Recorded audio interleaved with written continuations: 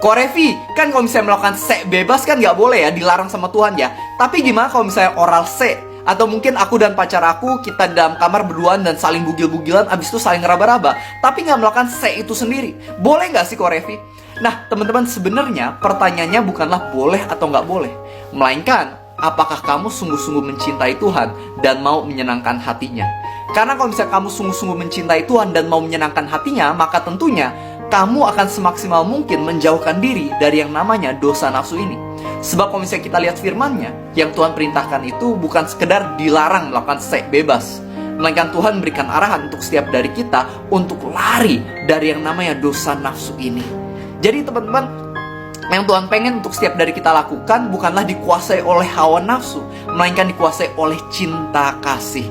Yang namanya saling telanjang, saling raba bagian-bagian tersebut, atau mungkin melakukan seks, itu harusnya di dalam pernikahan yang kudus, bukan di luar pernikahan yang kudus. Kalau misalnya kita melakukan itu semua di luar pernikahan yang kudus, yang akan terjadi kepada kita adalah kehancuran.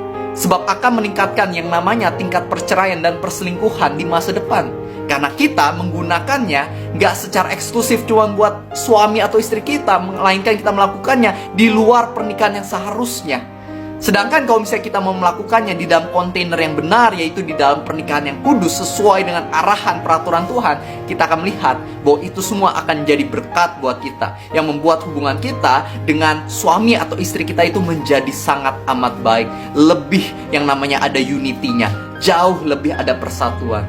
Jadi pilihan kita pengen punya masa depan hubungan yang hancur atau yang bertahan dengan kokoh. Kalau misalnya hancur, ya lakukan seks bebas dan juga dosa-dosa nafsu lainnya. Tapi kalau misalnya pengen punya masa depan hubungan yang baik dan indah, maka hanya seks bebas, raba-raba, saling telanjang ketika sudah menikah. Karena itulah aturan yang benar dari Tuhan. Dan aturan Tuhan tujuannya bukan untuk mempersulit hidup kita, melainkan untuk menjaga kehidupan kita supaya kita bisa mengalami kebahagiaan yang sejati. God bless you.